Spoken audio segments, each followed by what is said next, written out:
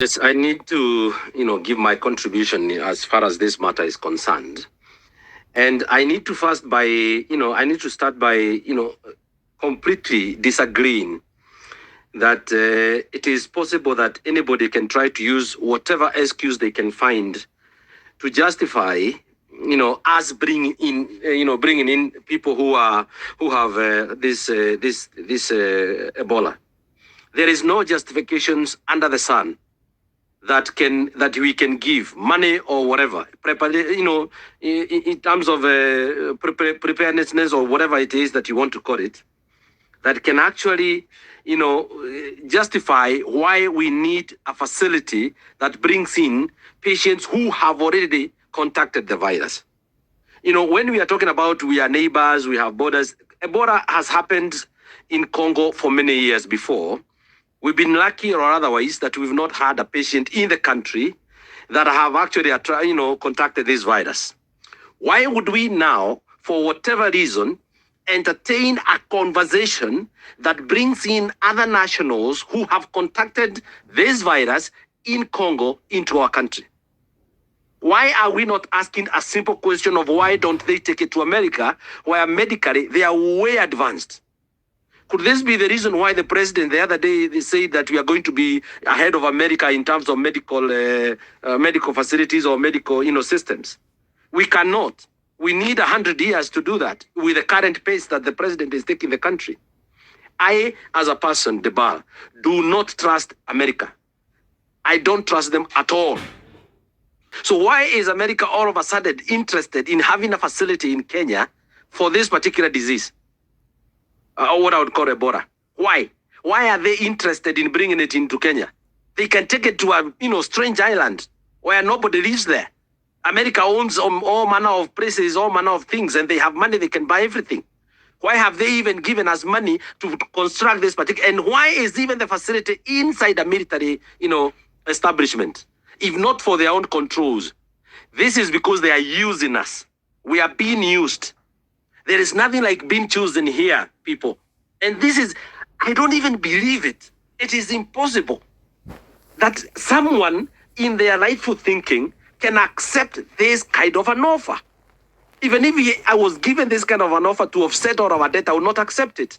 Because I know for sure Ebola is not a joke. God forbid that it doesn't happen. But can you imagine if we had cases of Ebola spreading across because we let them come and bring it here for whatever confusion they want to take advantage of?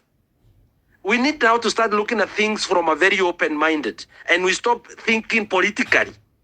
We stop thinking politically. Even when fuel prices are added, we think politically and justify. How would you justify to entertain a virus like this one? Why would you even, in your right sense, think that it is okay because it's a government you like?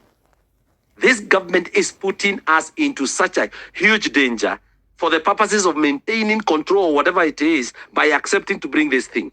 And it should be rejected into its totality. We don't want this kind of a joke. I know for sure the expert, Peter, said we have borders, we have this. Can we first control whatever we are able to control? We do whatever we need to do. But we can't fry in a patient we already is suffering from Ebola. We can't fry them in. Because we don't know how these things, how prepared, what engineers call it step 1 protocols, step 2 protocols. We can't even handle malaria. We are having many problems. If we bring in such a big problem, not even the rich are safe. Because you can't be thrown to India to be treated Ebola. Let people start realizing that this is not a debate of whether you like the government or you don't like it. It is a debate of your life. Your survival is entrenched here.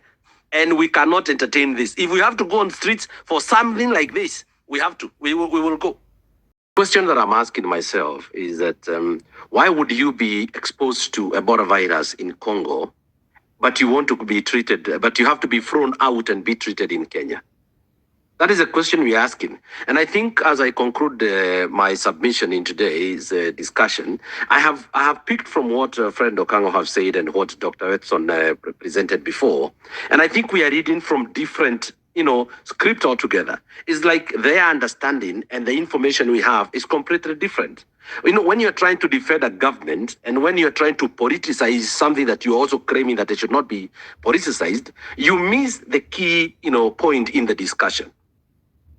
And I want to say that because we have a situation here.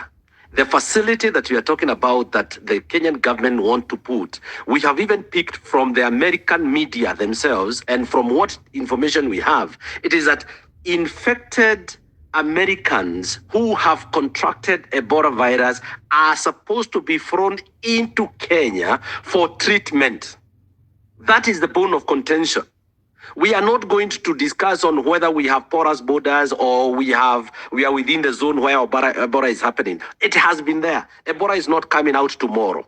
That particular disease has been with Congo and for some reasons being managed, the way it has been managed.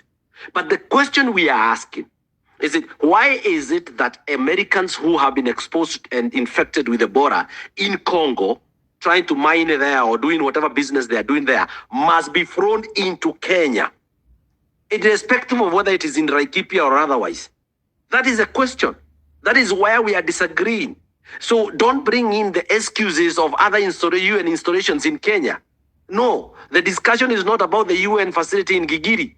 Who brought that conversation? We cannot use it as a scapegoat to actually free in people who are infected. As far as I'm concerned, what is the intention?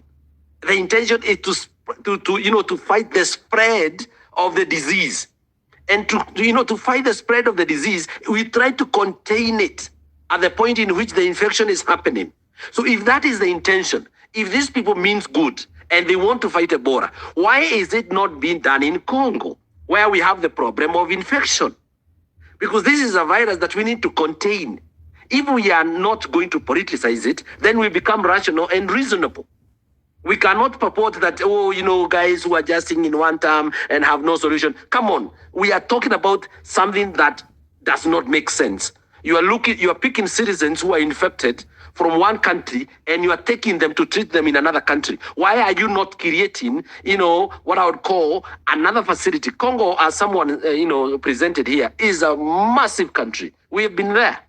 Some of the places in Congo, in fact, the biggest percentage of Congo, it is completely, what I would call, forest.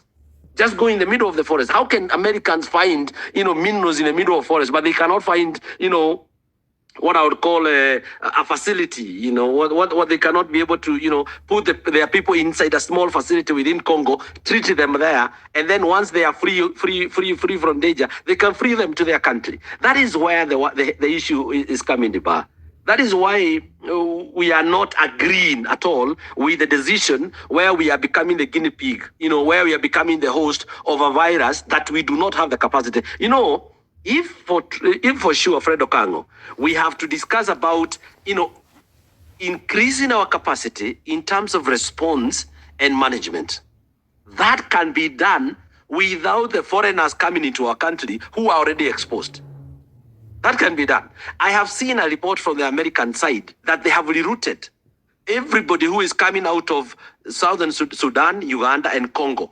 They have actually been rerouted to a facility in the US, to an American airport that has capacity to be able to screen them and quarantine them. Why are they doing that? And please note that these are countries that they have actually been highlighted as areas where a possible virus could be spreading. Now, for us, they want those who are already sick to bring them here. That is what we cannot agree.